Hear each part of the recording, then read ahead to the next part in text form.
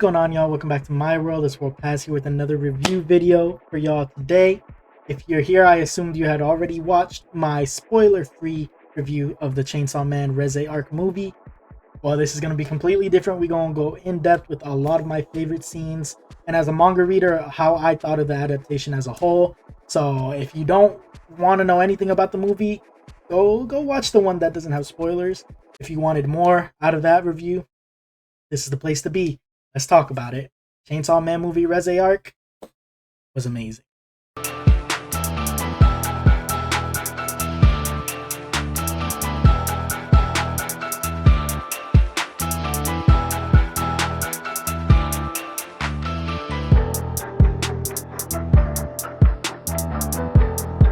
First and foremost, I want to shout out the movie for having its own opening. I thought that was really cool. You know, the theme song having its own, like, because it technically, obviously, like, they didn't do a season of it, but because I feel like a movie was like the perfect length for this arc, because I felt like the arc was too short for maybe a season, and maybe I don't know. I just thought the movie had really perfect pacing, like the pacing, like right on the money. I think I mentioned that in the spoiler-free review too. But I really love the song and the wackiness of the opening, just because you know how wacky and crazy this cast can be in Chainsaw Man, and how weird the story can get, which it will go from weird to dark very quickly. I think this Reze arc was the first sign of that. For anime onlys, I'm not gonna give too many manga spoilers. This is a spoiler just for the movie, but you can tell off of just this arc that it's gonna go down a darker road. If you couldn't tell from when Himeno initially died in the first season, but you know, it's constant, like it's a constant wacky teenage boy's perspective on a lot of the tragic things that happen around him, and maybe even in some cases to him or because of him. So you know, it's probably a given that the story was gonna get a lot darker. But that opening was very colorful. I loved it. Just the animation off the bat matching with the style of the manga, I thought was perfect. I want to say I really like how they handled the OST in moments when Reze was on screen. It was like the softest piano, which would go very like it was like a long arrangement, obviously, but for the most part it sounded soothing, beautiful, almost ethereal. Like Denji meeting her was just like completely like, wow, this is like, gave him a new perspective on everything. Like he even forgot about Makima for most of it, even though he was constantly battling Makima. Is this okay? Is it okay for me to fall for this girl who's my age and who's showing interest in me? And I thought they really adapted that scene where they first meet in the phone booth perfectly. And I thought it really encapsulated like how childish the whole romance was, not in a bad way, more like innocent. Because even though you know, Reze obviously at the end tells him he never liked him, there's a lot of things in this movie, or a lot of things that she did to him, could say otherwise. And that's what Denji's argument kind of was by the end too. He was like, bro, if you didn't like me, then why'd you even bother with me in the first place? Like, why didn't you just kill me initially? Or, you know, do what you had to do initially? Which is a very valid case. And I think it was her wanting to deny it, because I think once she had asked Denji about Makima, or about what he does, and once she knew that he was a devil hunter, I think she had a feeling that Makima was under her, was controlling him. The fact that she even knew of Makima shows just how like well known she is throughout devils in general. And I think the fact that he was like, yeah, you know, I work for Makima, I think that had already killed like any chance of her wanting to be with Denji long term. And I think that's initially why she tried to lean back into, okay, I gotta kill him, I gotta get his devil, or I need his heart, blah blah blah, because I think that initial like realization that Makima was under or he was under Makima's control, just like, bro, it's gonna be impossible to even run away with him. Which is why she like even gave him that ultimatum in case he did want to. They could have tried, but like it was never gonna work because of how much control Makima has over like everything, as you saw with like the post-credit scene. But to keep talking about like the earlier parts of the movie, those are some of my favorite parts, and I think that's what keeps you engaged throughout the end of the movie, when the action like lifts a little bit, or I would say midway too, because I think midway is when she first transforms into the Bomb Devil. maybe a little bit after midway. Um, bro, they animated the hell out of all the explosions, out of Reze being the bomb devil in general. You do see a lot of booty, as you as you do see in the manga. You know, there was a lot of nude shots of Reze, but that's because of how it was done in the manga. It was just a one-to-one animation or adaptation. And I don't know why she had clothes in one moment and then the next she didn't. Maybe because she had ripped off her head and then kind of like regenerated as the bomb devil in that sense. And that doesn't come with clothes. So there was a lot of questionable Reze shots. But that's more on Fujimoto than it is the animation, because they were just adapting what was in the manga. But again, the I was originally talking about how the OST would change with Reze as you saw her continue to interact with Denji. Again, photo booth or the phone booth scene was absolutely gorgeous and beautiful. You heard the piano whenever they would hang out. It was nice, soft and innocent. And I think it started to change once they had the pool scene, and you could see the direct parallel of the butterfly being caught in a web of a spider, which directly symbolizes her getting Denji in a web, a web of her lies. And I also thought generally that could also represent Denji being caught in the web of Makima's control. Like, even though they were both like in that pool scene, I think it also represents how they were exposing each other. Like, they were completely naked, having fun. There was nothing like to hide. That was like both of their purest forms. Both of their there was nothing to mask. Like, that's their most vulnerable state. Them being completely open with each other like that. It was an intimate moment for sure. But I do like to think that because they both did really like each other, that butterfly and spider combo could have meant either she got him entangled, Reze had Denji entangled in her lies, or the fact that it didn't make a difference because Denji was already trapped within Makima's control, and like Makima was not going to let him go anything anywhere. Like, there was no freedom for him, no decisions, because at the end of the day he's Makima's dog. Like, so I think that's initially what scared her, and I think this is a good tie-in to how my reaction to reading the manga was too, because initially I was like, why didn't he just go with her? Why didn't he just go with Reze? And I think the ending scene helps put that in perspective. Even if they had ran away together, like even Reze said it in the movie, if they wouldn't have gone anywhere far if Makima was behind everything and if he was working under Makima. But she just knows how much power Makima has, and how much she's like, bro, you saw she damn near caught Reze immediately when she was trying to run back to the cafe to meet with Denji, which also showed that she really had genuine feelings for him.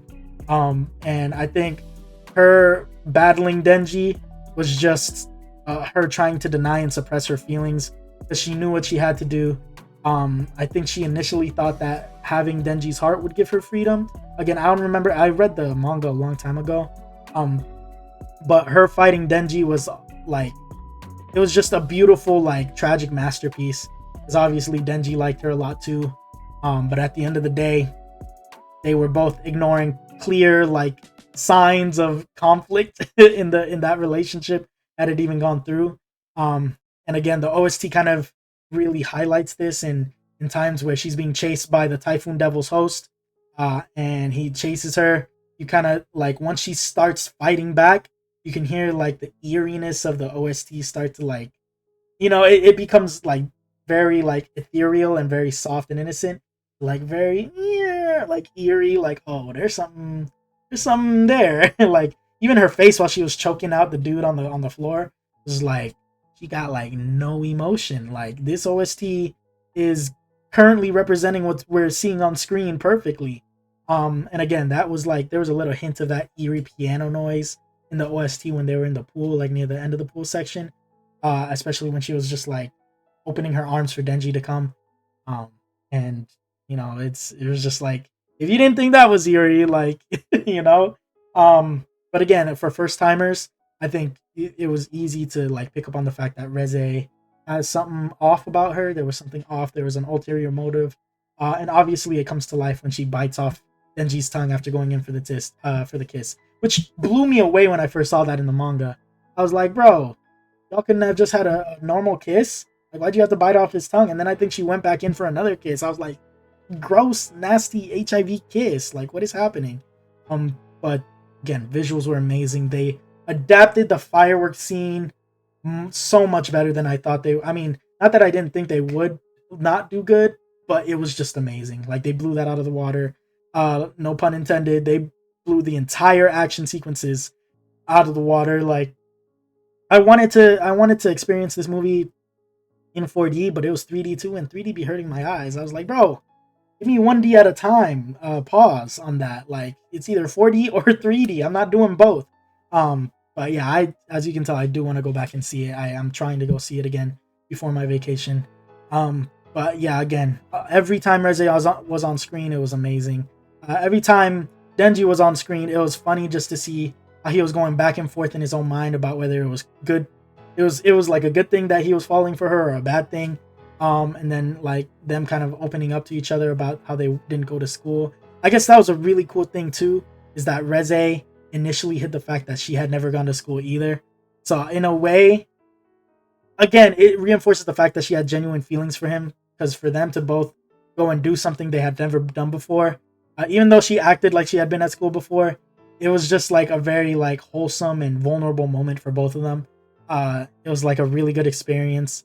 And again, it just makes it even more tragic that Makima put her down. But at the end of the day, Makima was never gonna let that happen. she was gonna like you could tell off of even just the first part when he was going on a date with Makima. Makima was doing little things, to make sure that he was like still good with her. Taking him on dates. He didn't even understand why they went on so many movies.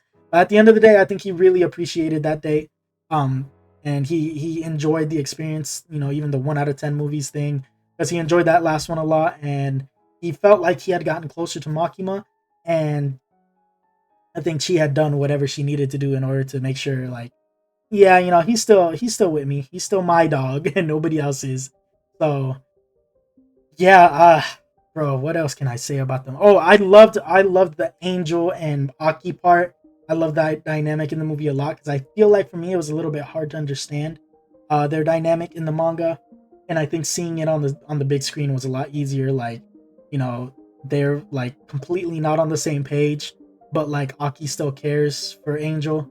Um, Even though Angel was still used as a dog to put down Reze. Let's not talk about that too much at the end of the movie, but um I thought that was also like a tragic like dynamic too, because obviously he had, I think Angel had mentioned that he had been forced by Makima to be a devil hunter. And even when the Typhoon Devil came into play, and it was about to blow Angel away completely, Aki was just like, hey, don't give up, I got you. And I think, didn't he sacrifice some months of his life in order to be able to save him?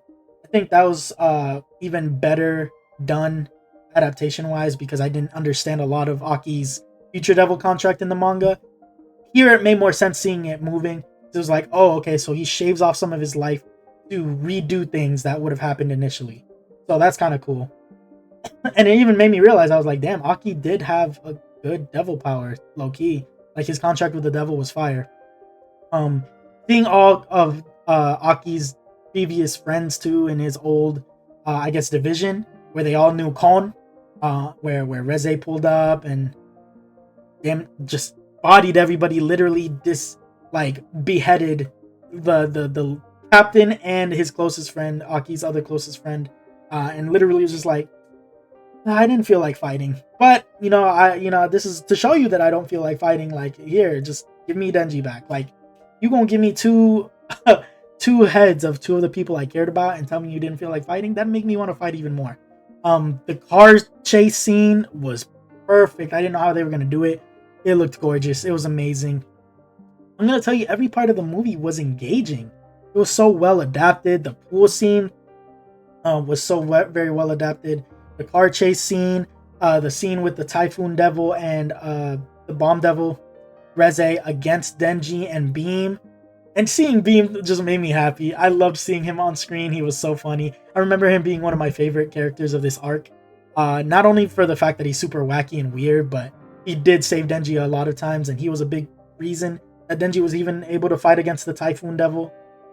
And that whole sequence at the end was, ooh, it was chef's kiss. It was so good. And that wasn't even like the pinnacle of the animation of fighting, I would say, because that last Denji and Reze fight was super well animated. It was so good. OST was fire. Him grabbing her and being like, you can't explode anything or you can't make bombs out of anything if we're both in the water, if you're damp. So just a really fire way to end the arc. The Typhoon Devil caused massive damage. I loved the grand scale of how much damage these devils were doing. Again, I know it's adapted from the manga, but just seeing it on the screen really shows you that that whole part of the city was a playground for all the devils and all the devil hunters.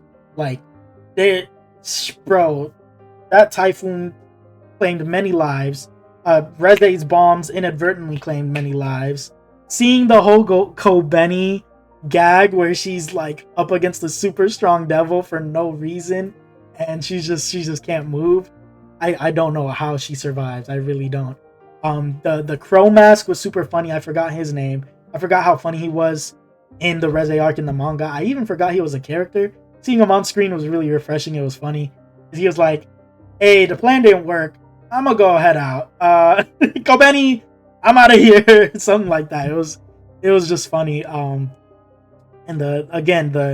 each character, as they did in the manga, they had a lot to offer, a lot of depth, a lot of engaging moments, a lot of familiar faces. The only familiar faces you're gonna miss out on are gonna be Power, which she makes an appearance at the beginning, and then she makes one at the end. But she has the least screen time in the show, or in the movie. But you get a little scene with her and Denji for the post credit, which I thought was funny, even though it happened in the manga. I just thought it was funny. It shows how like sibling like her dynamic with Denji is. And even though Denji was sad, I think interacting with her made it all worthwhile, because it kind of like helped him get over it a little bit. Him eating the flower.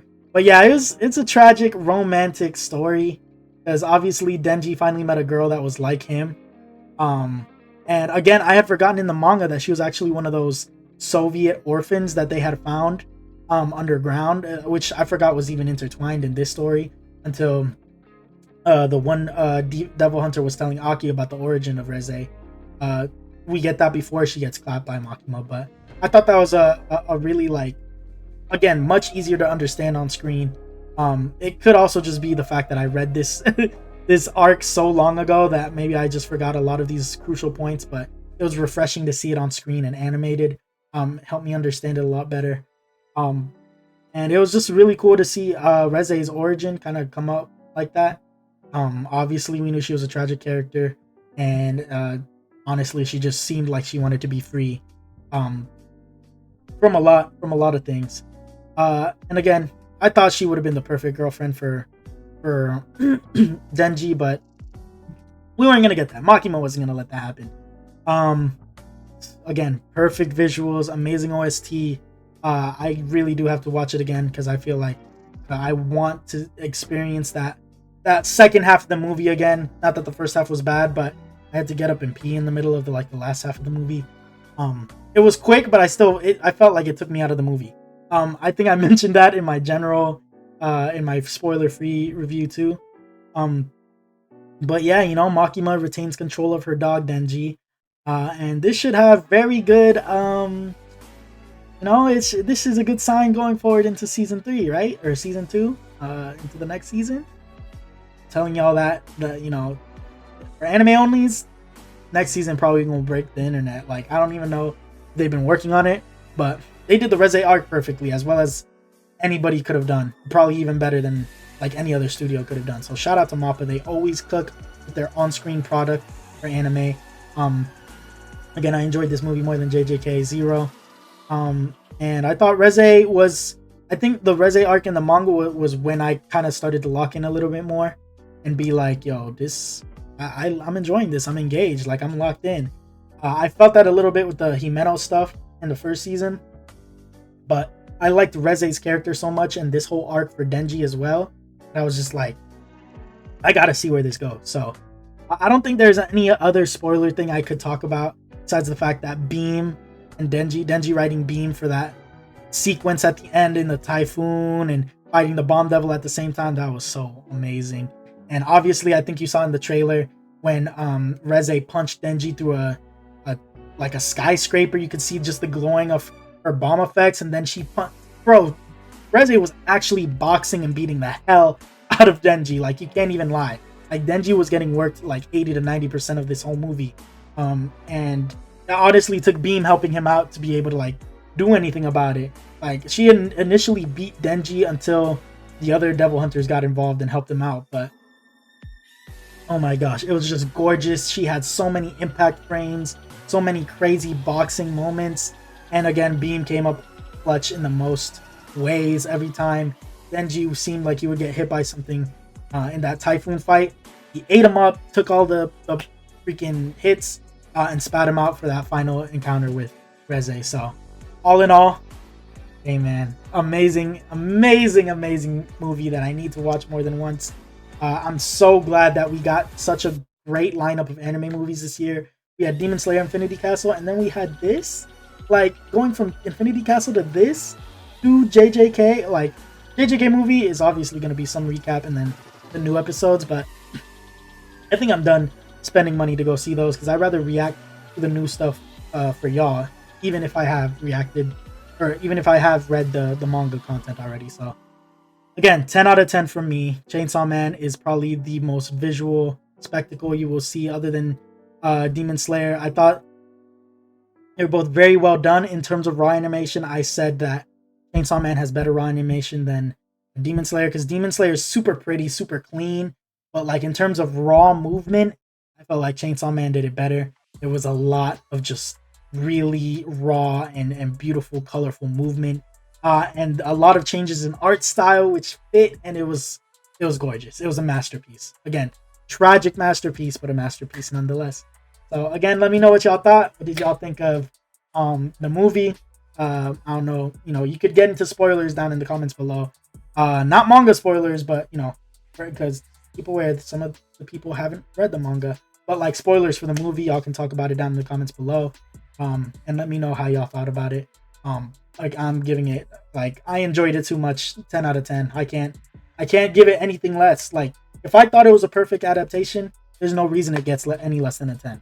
So I really, really did enjoy it. It's been a great year to be an anime fan. An amazing year. We've had great seasons. We've had great movies. And 2026 is only gonna get better. So hopefully y'all enjoyed. If y'all liked what you saw and want to see more, I have way more content on my channel if you want to check it out. Please don't forget to like, comment, and subscribe if you want to support me. And hopefully y'all enjoyed the video. Make sure y'all remember to drink enough water, eat enough, get enough rest, take care of personal hygiene. We cannot be the best version of ourselves, spread our positive energy throughout the world, without first taking care of ourselves. This has been More Past, and I'm a peace out.